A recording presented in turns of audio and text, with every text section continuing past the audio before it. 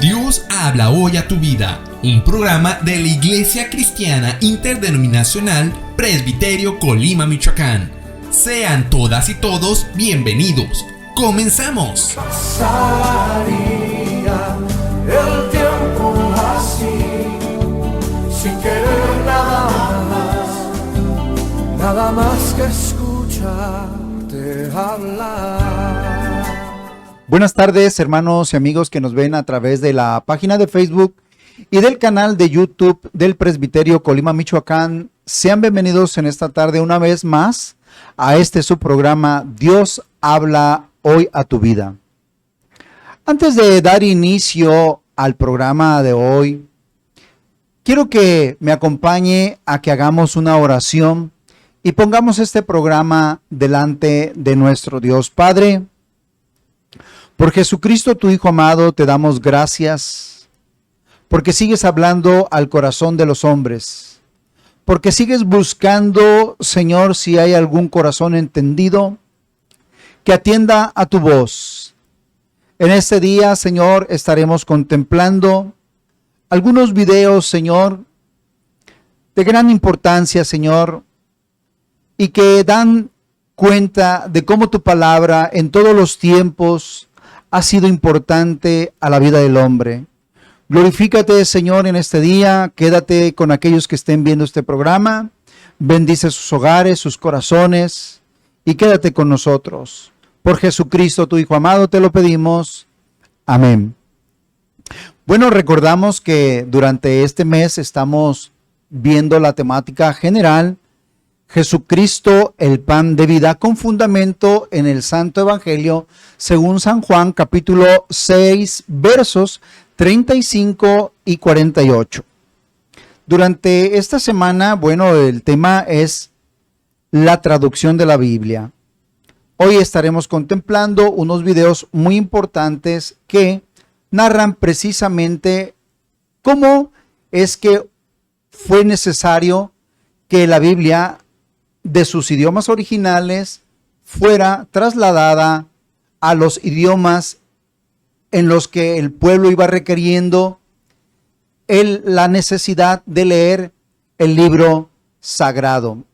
Les dejamos con este primer video y esperamos que sea de bendición. Antes del siglo III a.C. no se consideraba necesario traducir ninguna parte de las escrituras a ningún otro idioma que no fuese el hebreo o el arameo, hasta que una comunidad de judíos en la diáspora empezó a olvidar su hebreo materno.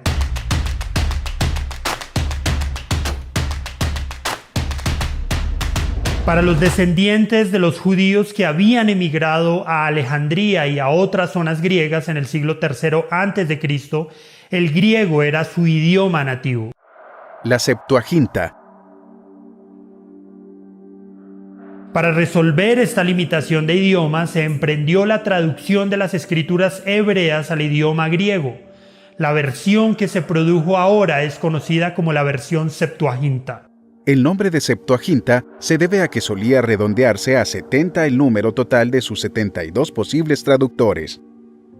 Los trabajos de traducción iniciaron alrededor del año 280 a.C. y culminaron hacia el año 100 a.C. Esta versión fue la más usada posteriormente en los tiempos de la Iglesia de los Apóstoles y fue citada ampliamente por el apóstol Pablo en todas sus cartas. La Exapla. Los primeros cristianos ya podían leer toda la Biblia en griego, pero existía un deseo de poder leer el Antiguo Testamento en su idioma original. Se consideraba que lo anterior era importante para poder debatir con los rabinos judíos. Esta necesidad fue impulsada por la gran obra de erudición bíblica emprendida por Orígenes en el siglo III después de Cristo. En su Exapla, Orígenes organizó 6 versiones del Antiguo Testamento en columnas paralelas para poder ser estudiada de forma comparativa. Fue la primera y más importante obra de compilación bíblica hasta esa fecha. Esta obra le permitía a los estudiosos y creyentes leer el Antiguo Testamento en hebreo original y compararlo con otras versiones griegas. Lamentablemente, la obra fue destruida y no llegó hasta nosotros.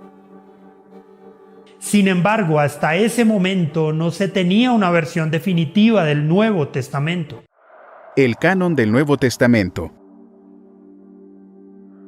Diferentes consejos dentro de la Iglesia publicaron listas para guiar sobre cómo se debían tratar los diversos textos cristianos que circulaban entre las diferentes iglesias.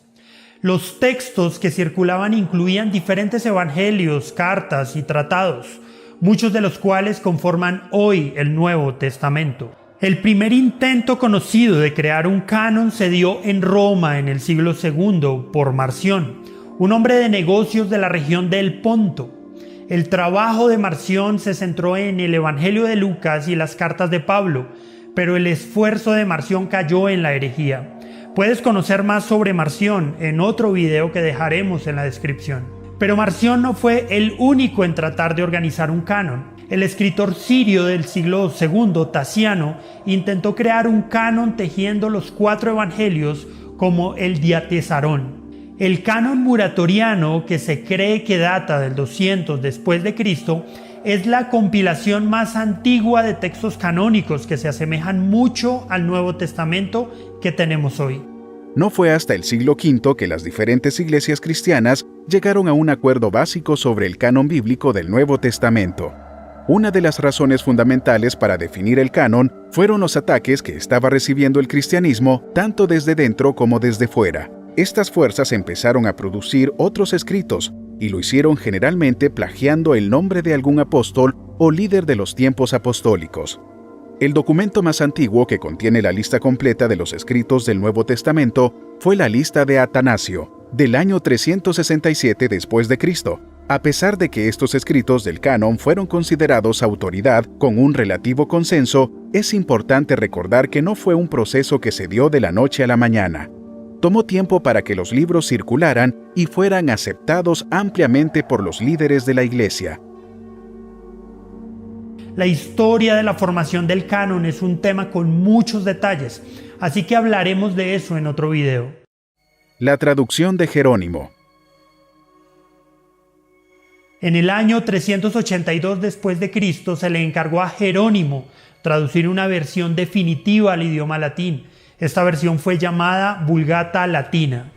Fue en el Concilio de Roma del año 382 después de Cristo cuando la Iglesia instituyó el canon bíblico con la lista del Nuevo Testamento de Atanasio y los libros del Antiguo Testamento de la Septuaginta. Esta fue la versión traducida del griego al latín por Jerónimo, que en la práctica sería la primera Biblia en el sentido concreto y pleno de la palabra. Posteriormente, los concilios regionales de Hipona del 393, de Cartago del 397 y del 419 después de Cristo, en los cuales participó Agustín, aprobaron definitivamente el canon. La intención de Jerónimo, traduciendo al latín el hebreo del Antiguo Testamento y el griego del Nuevo Testamento, era que los cristianos comunes del Imperio Romano pudieran leer la palabra de Dios. Un día el mismo Jerónimo dijo al respecto: la ignorancia de las Escrituras es la ignorancia de Cristo. La palabra eclipsada. Pero a pesar del esfuerzo, gradualmente la Iglesia traiciona la visión y la intención de Jerónimo. Después del colapso del Imperio Romano de Occidente, la población de la Europa cristiana ya no hablaba latín. Hablaba variedades de alemán, francés, anglosajón, italiano, español, etc. El problema entonces fue que el texto de la Vulgata de Jerónimo solo lo entendían las personas letradas, la mayoría de los cuales eran sacerdotes. De una manera intencional, las autoridades de la Iglesia Católica decidieron encerrar el libre acceso a las Escrituras, manteniendo para sí el privilegio de interpretarla para la gente y predicarla en latín. Por otro lado, se desalentó y se castigó, incluso con la muerte, la traducción de la Biblia a las lenguas vulgares. Sin embargo, hubo excepciones. A finales del siglo VIII, el emperador Carlomagno encarga la traducción de partes de la Biblia para el uso de sus misioneros en la campaña para convertir a las tribus alemanas. En el siglo IX, los hermanos griegos Cirilo y Metodio, enviados desde Constantinopla a Moravia a petición real, traducen los evangelios y partes del Antiguo Testamento al eslavo.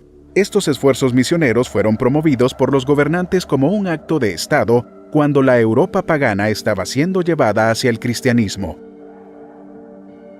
Pero hacia los últimos siglos de la Edad Media, la gran mayoría del mundo cercano estaba bajo la sombra de Roma y se desestimularon las misiones, y como consecuencia no hubo una necesidad aparente de proporcionar los textos sagrados en idiomas vernáculos, según la Iglesia.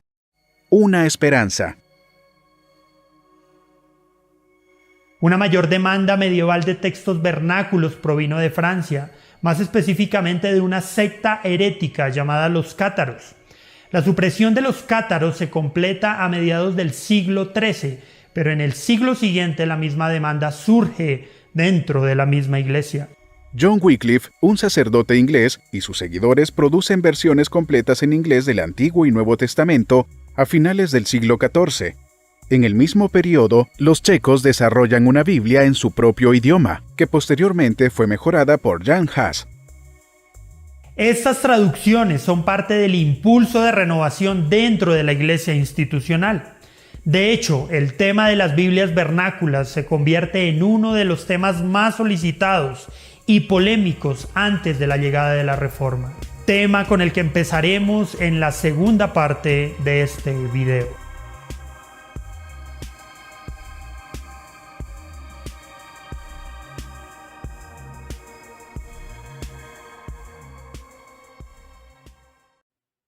¿Qué le pareció el video? Interesante, ¿no? Bueno, pues, como pudimos ver ahí en ese primer video, traducir las Sagradas Escrituras, pues no era una cuestión muy sencilla. Todo era a mano. Pero cuando llegó la imprenta, pues esto cambia un poco, pero también facilita que más naciones pudieran tener la Biblia a su alcance. Le dejamos con este segundo video y que también esperamos sea de bendición. Con la invención de la imprenta, los libros se hicieron mucho más accesibles. De hecho, el primer libro que se imprimió en lo que conocemos como la imprenta moderna fue la Biblia. También está surgiendo un renovado interés por el conocimiento y el estudio de los textos clásicos, y la imprenta estaba siendo el motor de esta nueva transformación.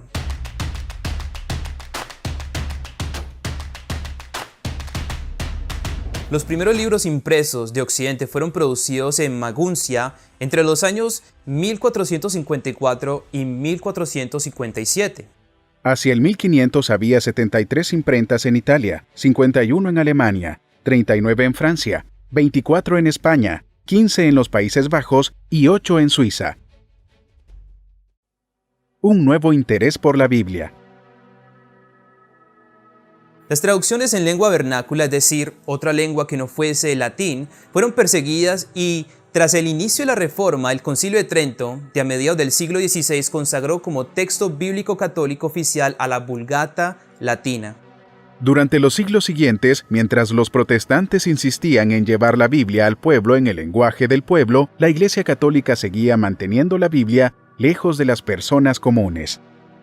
En 1516, Erasmo de Rotterdam publicó su edición del texto griego del Nuevo Testamento, basado fundamentalmente en manuscritos de tipo bizantino que serían conocidos como el Textus Receptus.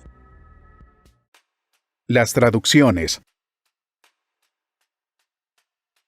En 1521, Lutero, perseguido por el Papa y el Emperador y ocultándose en el castillo de Warburg, publicó su traducción del Nuevo Testamento en septiembre de 1522. La Biblia entera traducida por Lutero se publicó en 1534. En 1524 se publicaba la primera traducción completa al holandés. En 1549 apareció la Biblia checa. En 1563 fue publicada la Biblia de Brest, una traducción al polaco. A pesar del peligro inmenso que significaba traducir la Biblia al español, hubo algunos esfuerzos muy importantes en este sentido. En 1543, Francisco de Encinas publicó su traducción del Nuevo Testamento partiendo del texto griego original. En 1556 se publicó otra traducción del Nuevo Testamento al español, cuyo traductor posiblemente fue Juan Pérez de Pineda. Finalmente, en 1569, aparecería la primera traducción completa de la Biblia al español, conocida como la Biblia del Oso, traducida por el famoso Casiodoro de Reina. Las traducciones al inglés aparecieron también con rapidez. En 1526 se publicó la traducción de William Tyndale. De esta traducción se publicaron revisiones en 1534, 1535 y 1536. La ejecución impidió a Tyndale concluir su traducción de la Biblia, pero la tarea fue concluida por Miles Coverdale, siendo publicada con el título de la Matthew Bible, la primera traducción completa de la Biblia al inglés. En los años siguientes, continuaron publicándose la Great Bible de 1538, la Bishop Bible de 1568 y finalmente la versión King James de 1611. En 1530 apareció la primera traducción completa de la Biblia al francés. En 1560 se publicó la Biblia de Ginebra, una extraordinaria versión francesa que sería utilizada por personajes de tanta relevancia como Shakespeare, Oliver Cromwell, John Bunyan, Juan Calvino, Teodoro Beza y los peregrinos del Mayflower. En 1578 se concluyó la primera traducción completa de la Biblia al esloveno. A esas alturas, la Biblia ya había sido traducida por distintos eruditos protestantes a 11 lenguas más. La Biblia finalmente estaba disponible en casi todas las lenguas conocidas en ese momento, producto de la Reforma. En el curso de los siglos siguientes, las escrituras irían llegando en su propia lengua a las culturas más lejanas. El impulso misionero. La Biblia en lenguas vernáculas, uno de los aportes centrales de la Reforma protestante, se convierte posteriormente en el arma principal del arsenal de los misioneros. Estos misioneros, que viajaban por todo el mundo, junto con los comerciantes y administradores de los imperios europeos en expansión, encuentran cada vez más idiomas a los que se puede traducir el texto sagrado. En 1663, John Eliot imprimió la primera Biblia en América, dirigida a la población indígena. En el otro lado del mundo, Albert Royle, un agente de la Compañía Holandesa de las Indias Orientales, fue el primero en traducir las escrituras a un idioma asiático moderno, el malayo. Su traducción del Nuevo Testamento se completó en 1688 y otro en tamil siguió en 1715. La Edad de Oro. Pero las compuertas de la traducción de la Biblia realmente se abrieron con el movimiento misionero moderno. Henry Martyn tradujo el Nuevo Testamento al urdu, persa y judeo-persa antes de su muerte temprana a la edad de 31 años.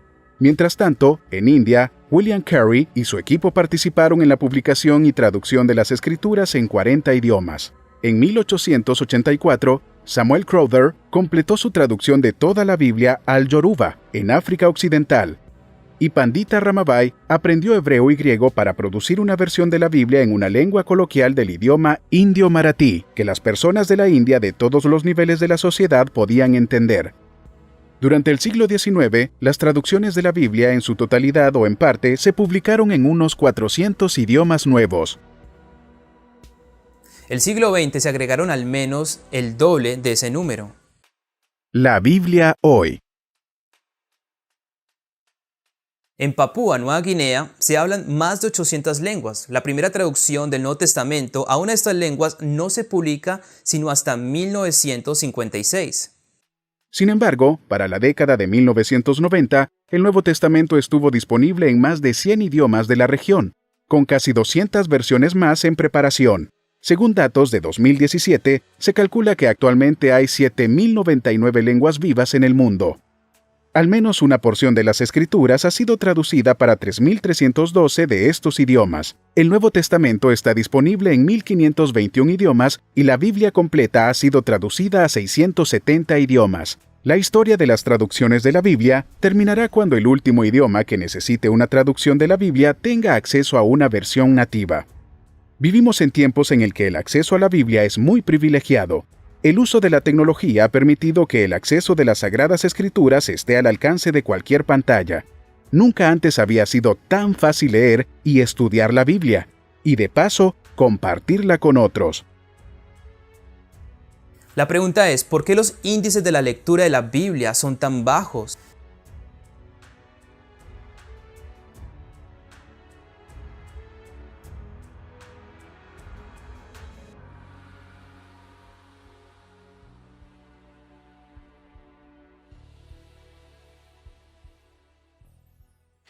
Espero que los dos videos anteriormente contemplados sean de grande bendición a su vida.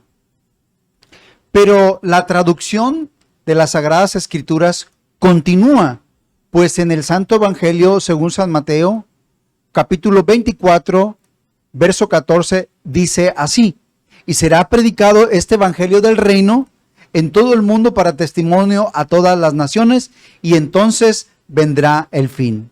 Esto hace necesario que aún las Sagradas Escrituras se siga traduciendo aún a muchos idiomas a los cuales falta escuchar la palabra de nuestro Dios. Le dejamos con este tercer video, un video muy interesante, donde usted verá que ahí inicia todo la cuestión de la traducción. Le dejamos con una traducción que se le llamó la Septuaginta. Es importante porque esta versión del Antiguo Testamento en griego fue la que citaron muchos escritores del Nuevo Testamento. Espero sea de su bendición. Esta es posiblemente la traducción más importante de la historia. Fue la primera traducción del Antiguo Testamento a otro idioma. Fue la versión más usada por la iglesia cristiana primitiva y arroja una gran información sobre el desarrollo del Nuevo Testamento. Aún así, muchos cristianos de hoy tienen poco o ningún conocimiento sobre esta importante traducción del Antiguo Testamento. En este video hablaremos sobre la versión Septuaginta.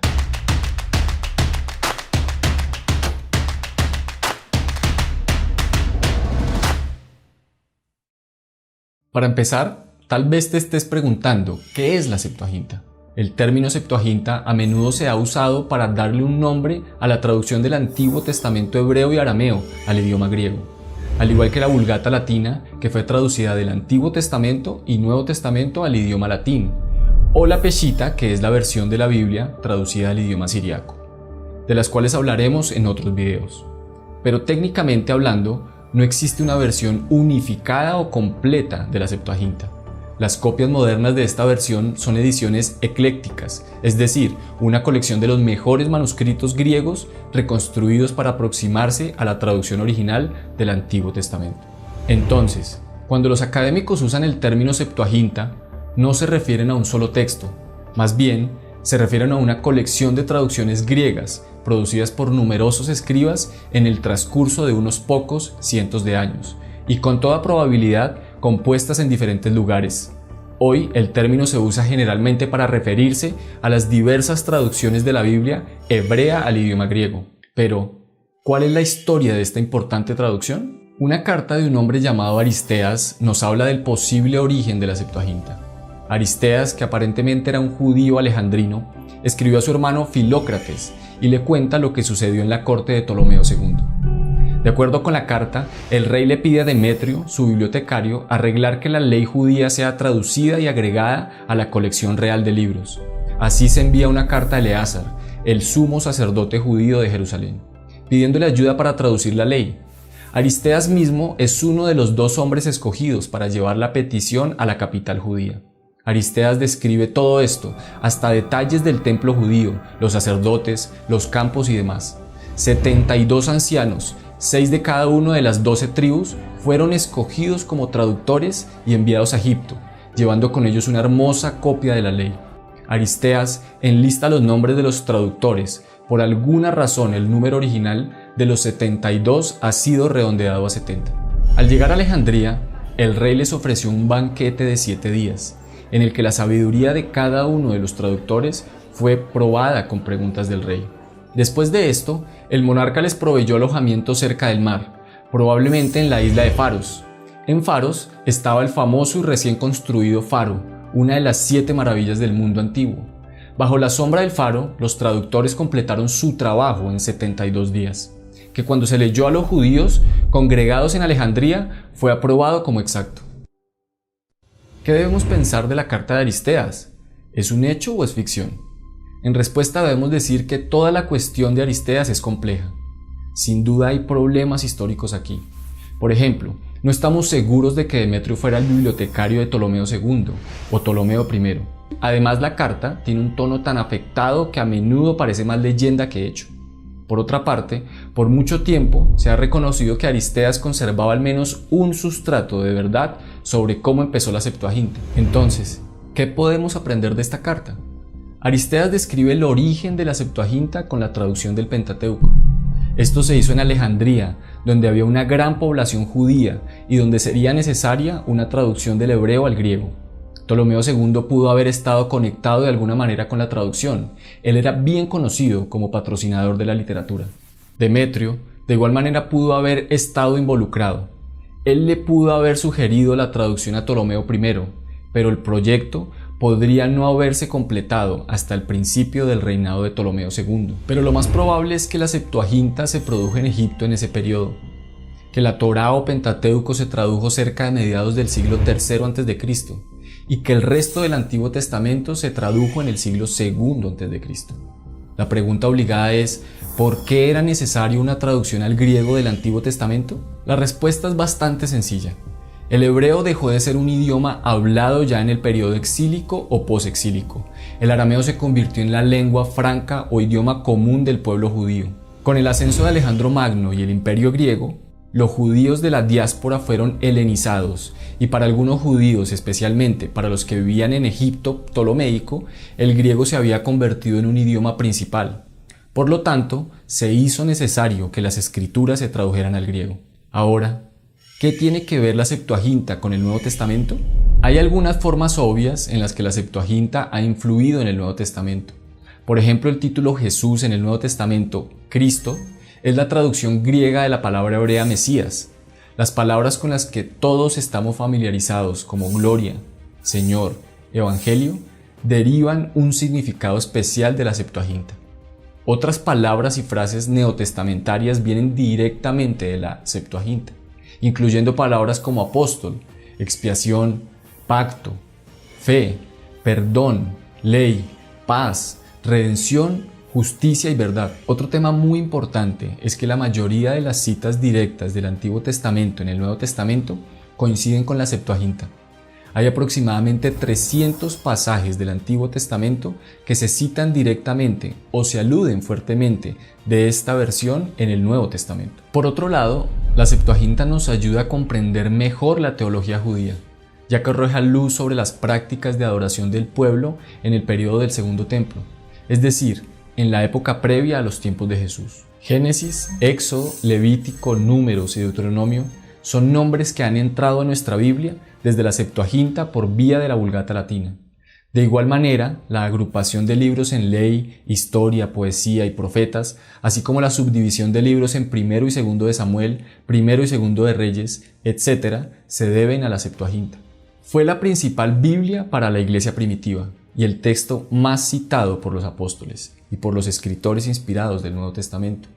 Por ejemplo, Mateo y Marcos citan directamente de la Septuaginta en Mateo 15, 7 al 9, y en Marcos 7, 6 y 7, cuando escriben: respondiendo él les dijo: hipócritas, bien profetizó de vosotros Isaías, como está escrito: este pueblo de labios me honra, mas su corazón está lejos de mí, pues en vano me honran, enseñando como doctrinas mandamientos de hombres. Por su parte, el apóstol Pablo, que no escribió en un griego campesino ni en un griego de soldados, sino que escribió como un hombre docto que tenía la Septuaginta en su mente y que la citó abundantemente. Esta traducción arroja luz muy necesaria sobre palabras importantes y conceptos teológicos, tanto en el Antiguo como en el Nuevo Testamento. Nos ayuda a comprender mejor el contexto religioso y político en el que vivieron Jesús y los autores del Nuevo Testamento. Ha ayudado a los académicos a determinar qué manuscritos son más confiables, lo que a su vez conduce a traducciones fieles del Antiguo Testamento, y nos da una mayor comprensión de los padres de la Iglesia, quienes a menudo citaron la Septuaginta. Hoy solamente podemos estar agradecidos con Dios por la Septuaginta. El Nuevo Testamento fue escrito en griego, pero antes de que se escribiera ya el Antiguo Testamento se había traducido al griego. Fue en la providencia de Dios que la Septuaginta, por su idioma y vocabulario, abriera el camino para el Evangelio en un mundo dominado por el griego. ¿Y tú, conocías la historia de la Septuaginta? ¿Por qué crees que fue importante traducir el Antiguo Testamento al idioma griego? ¿Y de qué forma esto contribuyó a la escritura del Nuevo Testamento? ¿Cómo puedes ver la fidelidad de Dios al guardar su palabra a través del tiempo? Hemos llegado al final de este programa. Espero que haya sido de su agrado estos videos tan interesantes e importantes. El recorrido de la traducción, como pudimos ver, pues es ya de tiempo. Todo empezó en la Septuaginta, siglo III antes de Cristo, y aún no termina.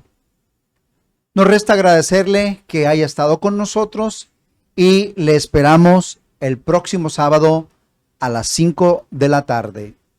Antes de irnos, haremos una oración para poner delante de Dios nuestras necesidades y agradecerle por este día.